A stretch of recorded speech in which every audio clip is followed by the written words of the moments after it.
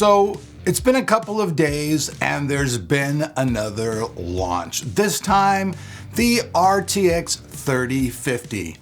I received the EVGA XC Black Edition card.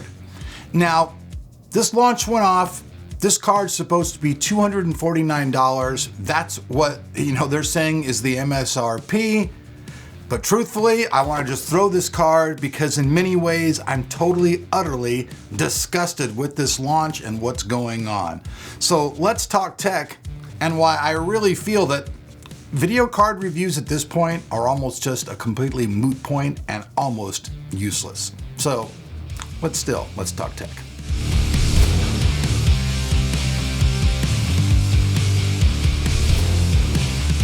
Chances are that if you're upgrading a computer with major parts or you're just building a new computer, you're going to need a legitimate Windows key.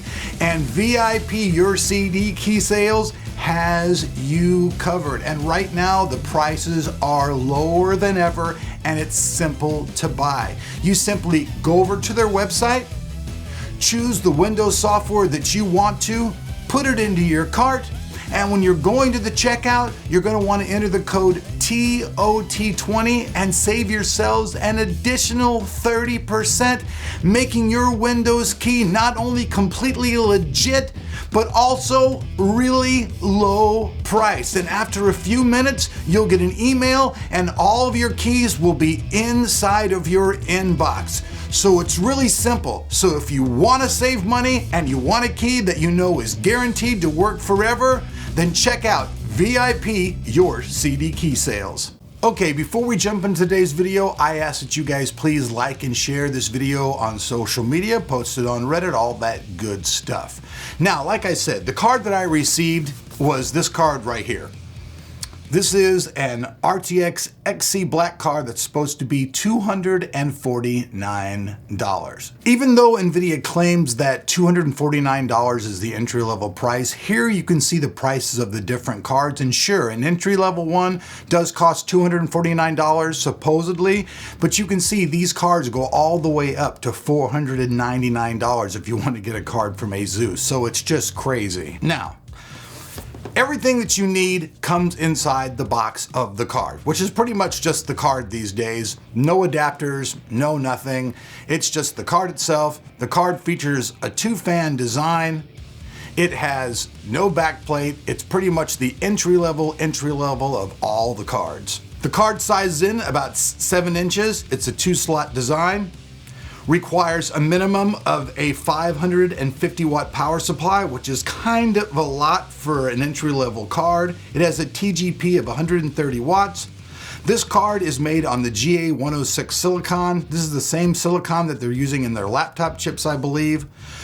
2,560 CUDA cores, 80 texture units, 32 ROPs.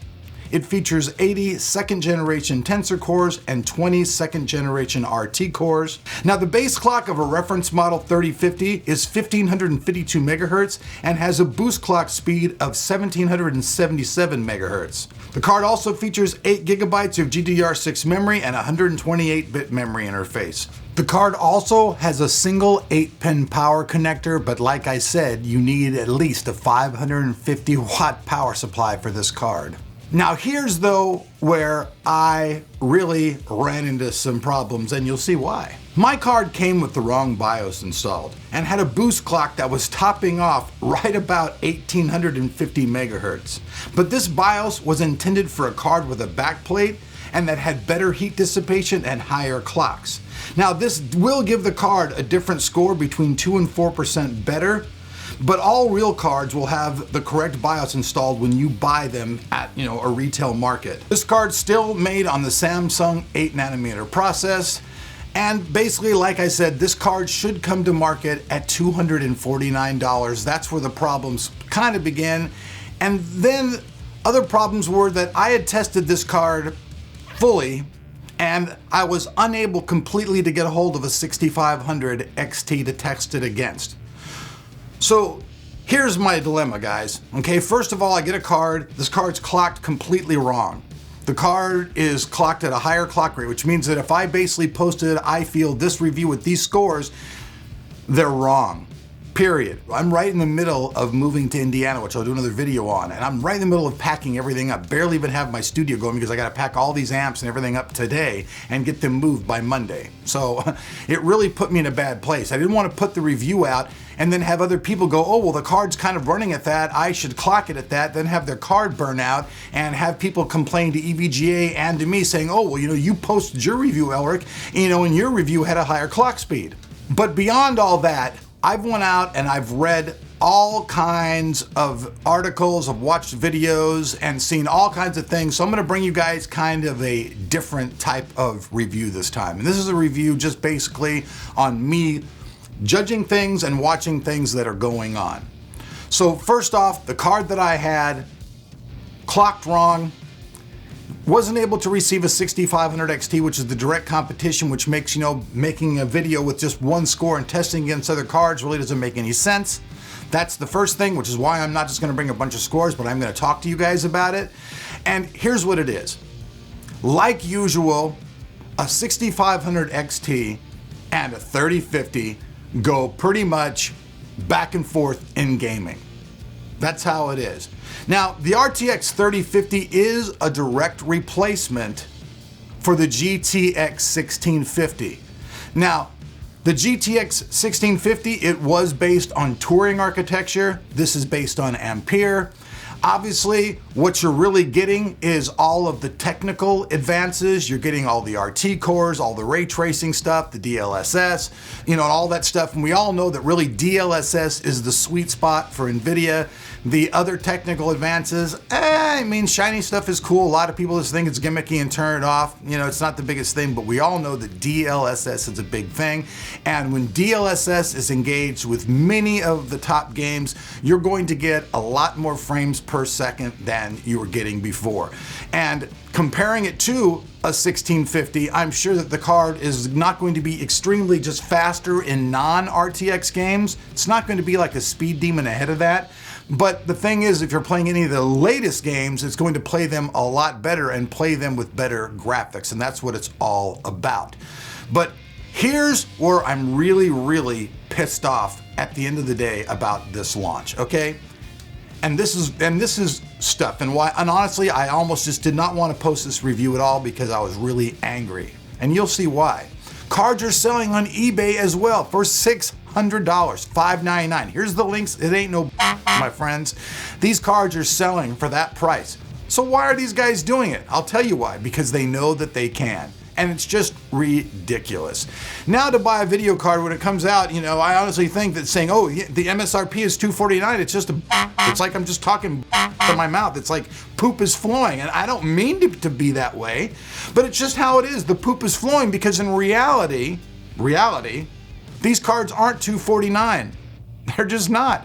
Most of these cards are selling for $600. There have been a couple that have sold for lower, yeah. But now we're seeing the average is about $600 online, which is more than double. Double would be $500, $499. This is more than double. And it's ridiculous. This is an entry-level card. There are going to be a lot of people out there watching this video you're going, Elric, you know what? Just straight up Nvidia, this card should be $149. You know what? You guys are probably right. But the way the market is and the way that everything is going nowadays, we're just getting screwed.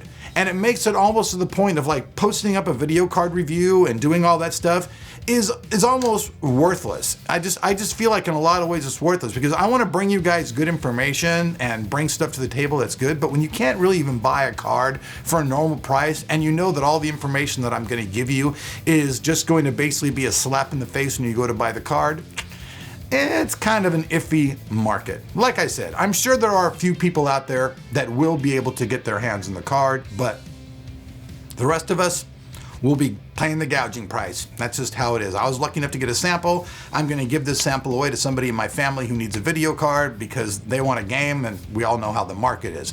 So here's how it is though. This is really the reality of the situation. The RTX 3050, the one I got is an XC Black card. It's the entry-level card. In normal testing that I did though, looking at other people's reviews, it comes in back and forth with the new card from AMD. Now, AMD and Nvidia, These guys are always going back and forth. I don't know if they like communicate with each other, but it seems like they do, because no real card ever, it seems like, just comes out and smokes anybody else. You know, there are some instances where the AMD 6500 XT is actually doing better, and there are, you know, or the 3050 is doing better.